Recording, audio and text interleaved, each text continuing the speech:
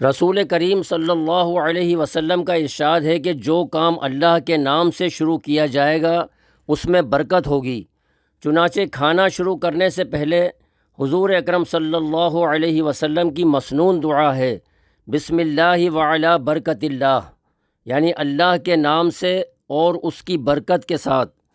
گویا کھانے سے پہلے تسمیہ یعنی پوری بسم اللہ الرحمن الرحیم پڑھنا ضروری نہیں، بالکل اسی طرح جیسے کسی جانور یا پرندے وغیرہ کو جب ذبح کرتے ہیں تو اس وقت پوری تسمیہ کے بجائے بسم اللہ اللہ اکبر پڑھا جاتا ہے۔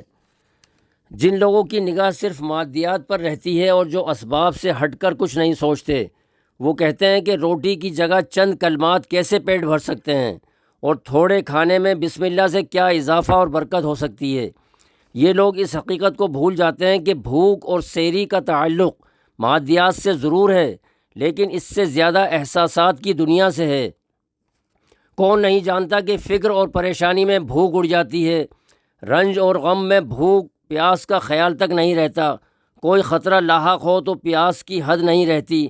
اب جس خوش نصیب کا دھیان اللہ کریم کی طرف ہو جائے اور جس کا ایمان اس کی ذات و صفات سے وابستہ ہو جائے، وہ یقیناً اس کی تھوڑی نعمت کو بھی بہت سمجھے گا، وہ کسی چیز کی کمی بیشی کو خاطر میں نہیں لائے گا، اس لیے کہ اس بندے کے لیے اپنے رب اور اپنے مالک کے نام ہی میں سب کچھ ہے، اس لیے اپنے مولا کریم کی یاد ہی اس کے لیے سب سے بڑی متاع اور دولت ہے۔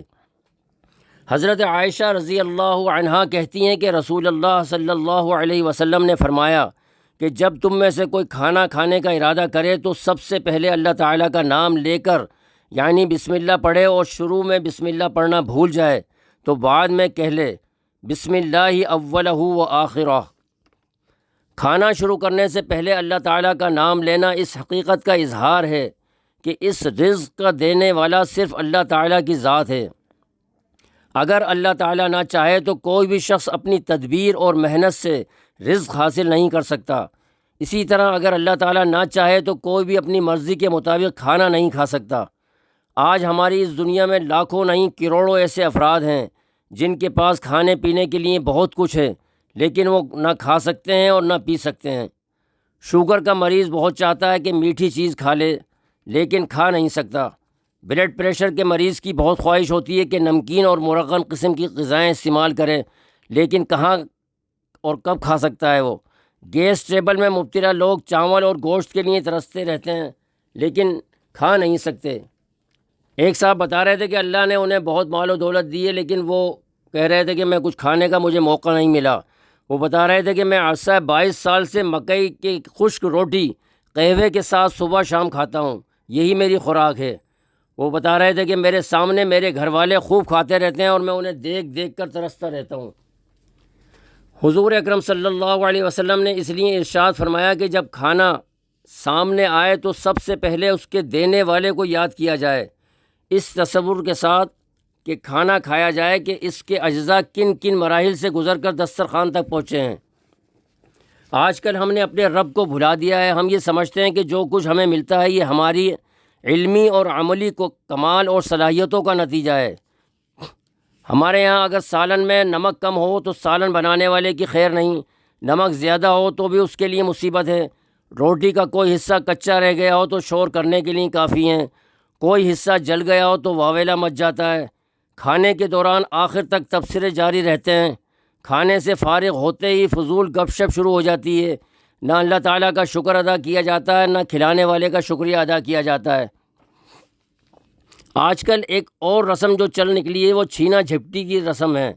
جب شادی یا کوئی خوشی وغیرہ کے موقع پر دعوت اور تقریب ہوتی ہے تو ایسے موقع پر ہر ایک شخص اپنی پوری قوت کے ساتھ سالن اور چاول وغیرہ کے برتنوں پر حملہ آور ہوتا ہے اور اپنی پلیٹ کو خوب بھرتا ہے۔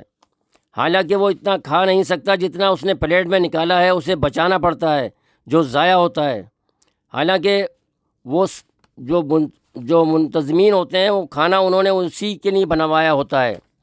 ایسے موقع پر لوگوں کی کوشش ہوتی ہے کہ زیادہ سے زیادہ چکن اور گوشت کی بوٹیاں اپنی پلیٹوں میں ڈالیں اور بغیر روٹی کے کھائیں۔ یہی وجہ ہے کہ دعوت کے منتظمین کو دعوت کے اختتام تک اس بات کا خطرہ لگا رہتا ہے کہ کہیں ان کی بے عزتی نہ ہو جائے۔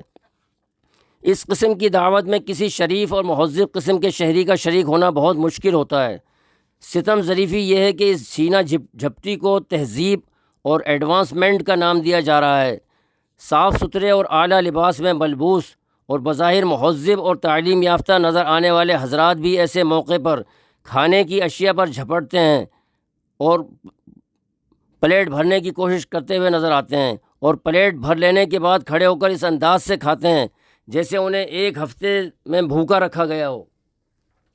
صحیح مسلم میں حضرت حذیفہ رضی اللہ عنہ کہتے ہیں کہ رسول اللہ صلی اللہ علیہ وسلم نے فرمایا کہ شیطان اپنے لیے کھانے کو جائز کر لیتا ہے، یعنی اس کے لیے کھانے میں شرکت اور حصے داری کا امکان اور جواز پیدا ہو جاتا ہے جب اس کھانے پر اللہ تعالیٰ کا نام نہ لیا گیا ہو۔ مطلب یہ ہے کہ اللہ تعالیٰ کا نام شیطان کے لیے تعزیانہ بلکہ گرز ہے۔ جب کسی کھانے پر اللہ تعالیٰ کا نام لیا جائے گا اور بسم اللہ پڑھ کر کھانا شروع کیا جائے گا تو شیطان اس میں شریک نہیں ہو سکے گا، لیکن جب کسی کھانے پر اللہ تعالیٰ کا نام نہ لیا جائے اور کھانا یوں ہی شروع کر دیا جائے تو پھر شیطان کے لیے کوئی رکاوٹ نہیں ہوگی۔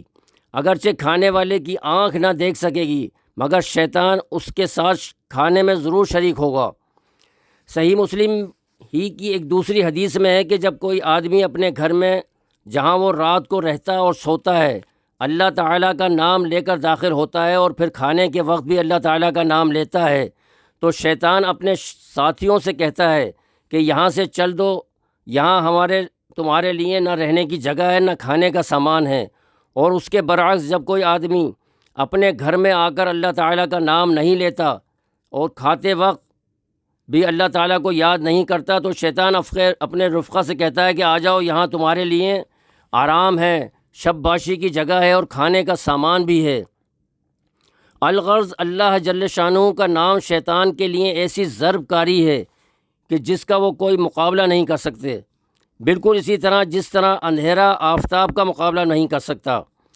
یہاں اس ایمانی حقیقت کو ذہن میں تازہ کر لینا چاہیے کہ ملائکہ اور شیاطین کا وجود اور ان کے افعال و صفات ان امور غیب میں سے ہیں جن کا علم ہم بندے اپنے طور پر اپنے حواس، آنکھ، کان وغیرہ کے ذریعے حاصل نہیں کر سکتے۔ خود اللہ تعالیٰ کی ذات و صفات کا حال بھی یہی ہے۔